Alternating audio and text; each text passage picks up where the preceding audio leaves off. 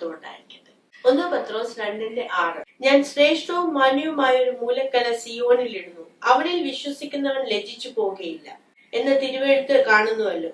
വിശ്വസിക്കുന്ന നിങ്ങൾക്ക് ആ മാന്യതയുണ്ട്. വിശ്വസിക്കാത്തവർക്കോ വീട് പണിയുന്നവർ തള്ളിക്കളഞ്ഞ കല്ല് തന്നെ മൂലക്കല്ലും ഇഴച്ചക്കല്ലും തടങ്കൽ പാറയുമായി തീർന്നിരിക്കുന്നു.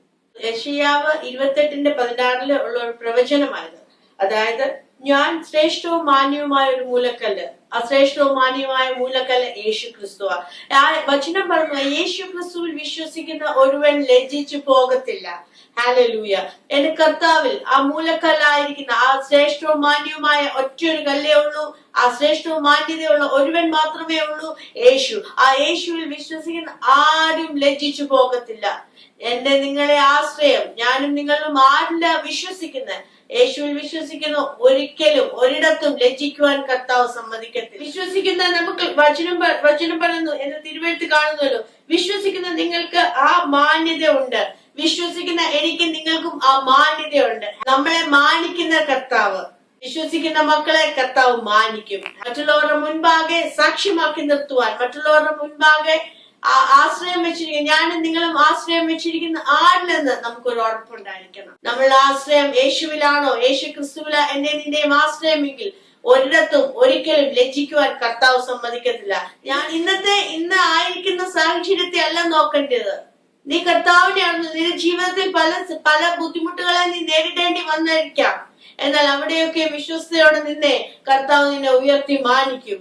കാരണം എന്റെ നിന്റെ നോട്ടം യേശുവിലായിരിക്കണം. എന്റെ നിങ്ങളുടെ നോട്ടം യേശുവിലാണോ? ആ മരിച്ച ഉയർത്തുന്ന യേശു ക്രിസ്തുവിൽ നമ്മൾ വിശ്വസിക്കുന്നോ, അവനിലാണോ നമ്മളുടെ നോട്ടം? ഒരിക്കലും പരാജയപ്പെടത്തില്ല, ഒരിടത്തും പരാജയപ്പെടത്തില്ല. പരാജയപ്പെട്ടെന്ന് നിനക്ക് തോന്നാം, ഇല്ല. നീ പരാജയപ്പെടാൻ കർത്താവ് അനുവദിക്കത്തില്ല. നിന്നെ ഉയർത്തി മാനിക്കുവാൻ, നിന്നെ നിർത്തുവാൻ, നീ ആയിരിക്കുന്ന സാഹചര്യത്തിൽ നിന്നെ ഉയർത്തി മാനിക്കുവാൻ കർത്താവ് മതിയായവനാ. നമ്മുടെ അടിസ്ഥാനം യേശു ആയിരിക്കണം. യേശു ക്രിസ്തുവിൽ വിശ്വസിക്കുന്നു, ഹല്ലേലൂയ.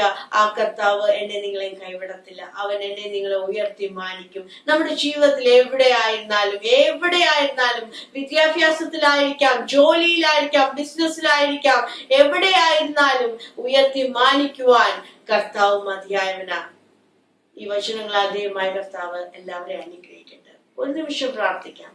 പ്രിയ പിതാവേ, സ്തുതിക്കുന്നു ഇന്ന് നിമിഷം കർത്താവെ. അപ്പ പിതാവെ എന്ന് വിളിച്ചുകൊണ്ട് ധൈര്യത്തോടെ പിതാവിന്റെ സന്നിധിയിലേക്ക് വന്നിരിക്കുമ്പോൾ കർത്താവെ, നിന്നിൽ വിശ്വസിക്കുന്ന ആരും ലജ്ജിച്ചു പോകത്തില്ലല്ലോ കർത്താവെ. നിന്റെ വചനമാണല്ലോ അത്.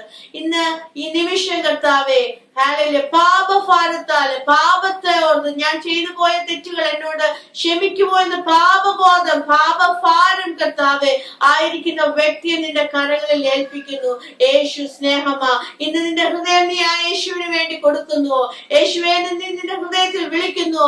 അവൻ നിന്റെ സകല പാപത്തെയും പോക്കി നിന്നെ ശുദ്ധീകരിക്കുവാൻ ആ പിതാവ് മതിയായവനാ. ഹല്ലേലൂയ കർത്താവെ, ആ പ്രിയമകനെ നിന്റെ കരങ്ങളിൽ ഏൽപ്പിച്ചു പ്രാർത്ഥിക്കുന്നു. യേശുവെ ഇന്ന് നിമിഷം കർത്താവെ, ആ മകനെ നീ ഒരു പുതിയ വ്യക്തിയാക്കി കർത്താവെ രൂപാന്തരപ്പെടുത്തി നാഥ. നിന്റെ മകനെ നീ ഹല്ലേലൂയ നിന്റെ രാജ്യത്തിന് അവകാശിയാക്കി നിർത്തിയിരിക്കാൻ സ്തോത്രം ചെയ്യുന്നു.